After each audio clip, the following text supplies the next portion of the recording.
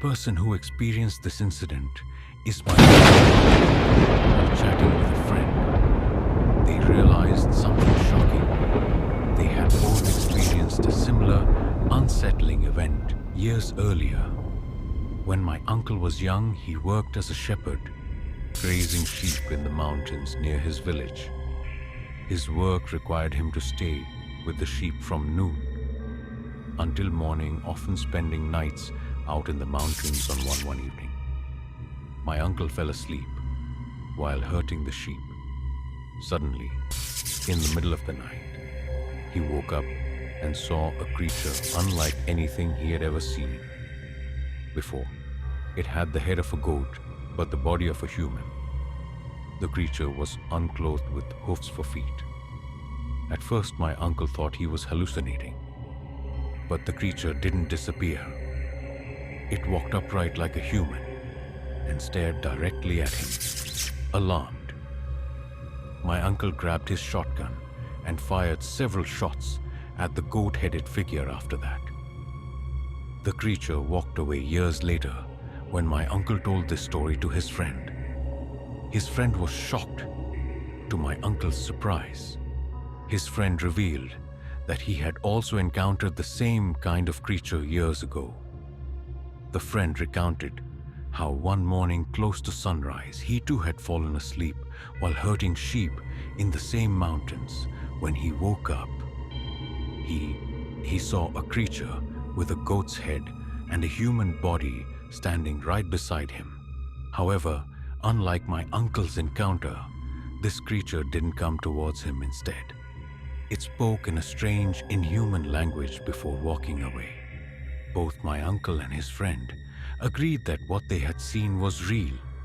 They described the creature in identical detail, from its unsettling goat-like eyes that moved naturally to its eerie tongue and mouth. Both were certain it wasn't a hallucination or imagination. They had both witnessed the same disturbing figure. This happened 17 years ago when I was 10 years old living in the Philippines. My grandmother, Yolina, owned a farm and had a bunch of animals. I had 4 cousins at the time: Pablo, Terras, Alejandro, and Josephine.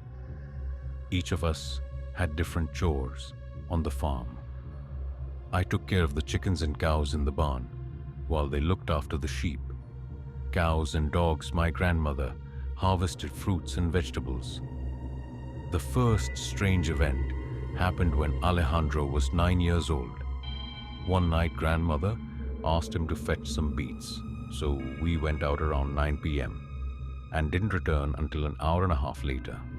When he came back, empty-handed, grandmother asked him where the beets were, but Alejandro just looked at her, confused.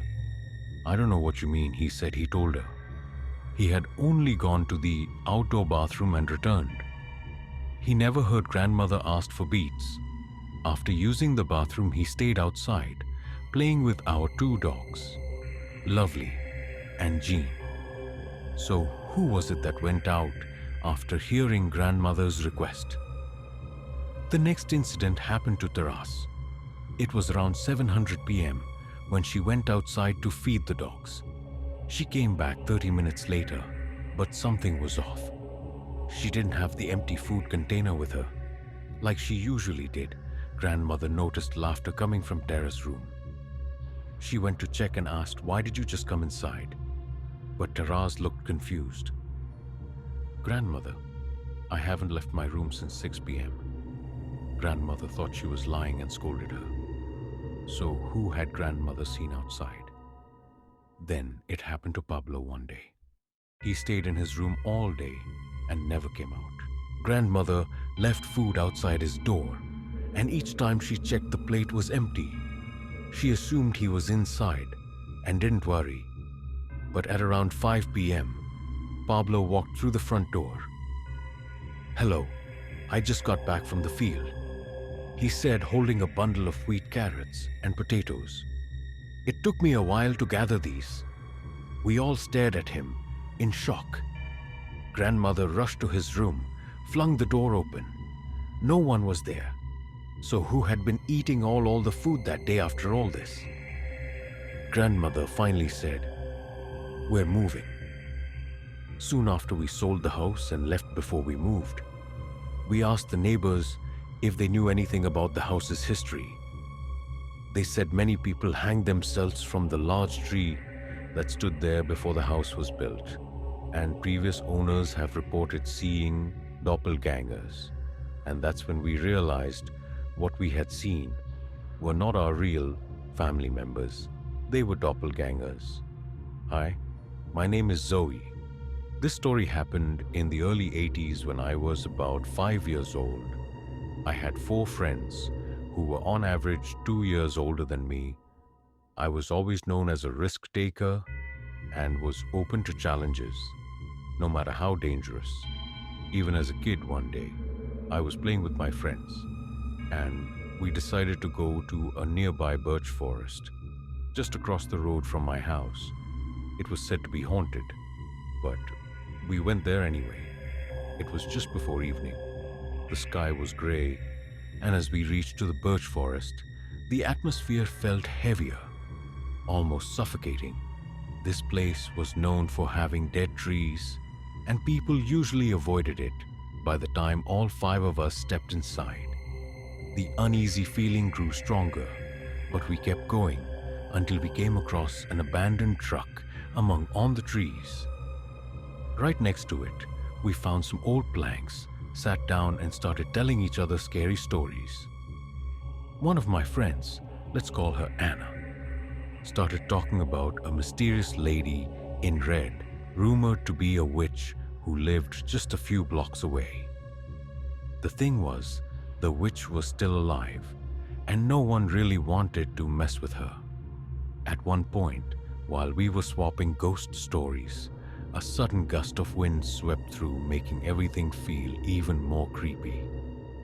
Then, as I turned around, I saw a red shawl or dress floating in the air near one of the birch trees, and it was moving toward us. That's when we ran, all of us being the youngest. I struggled to keep up. My friends could be a little mean, sometimes always making me prove how tough I was. They had already taken off, leaving me behind while I ran as fast as I could, heart pounding and short of breath. I looked back there. It was a red dress, strangely clean and bright for a place like that, still coming toward me. I pushed myself harder, lungs burning, and finally made it home, still convinced that the lady in red was following me. I never told my parents about what happened, but what could it have been? A floating red dress, a ghost, something worse. I might have the answer. I haven't mentioned this yet. But there were always terrifying screams coming from a mansion near one of my friend's houses. Except it wasn't just a mansion, it was supposedly a mental asylum, surrounded by electric fences. It looked abandoned. Locals said the woman who screamed was Greek and a so-called mental patient. But I have my doubts that mental asylum was weirdly close to regular houses. Yet no one ever came or went. No cars, no visitors. Every window was shut, who knows? Maybe that poor woman was being tortured by some psycho. And somehow that led us to seeing the lady in red. People whispered about black magic, drug-related murders, and maniacs hiding in the neighborhood. I just hope, whatever it was, that it wasn't real. And worst of all, I hope it never follows me again.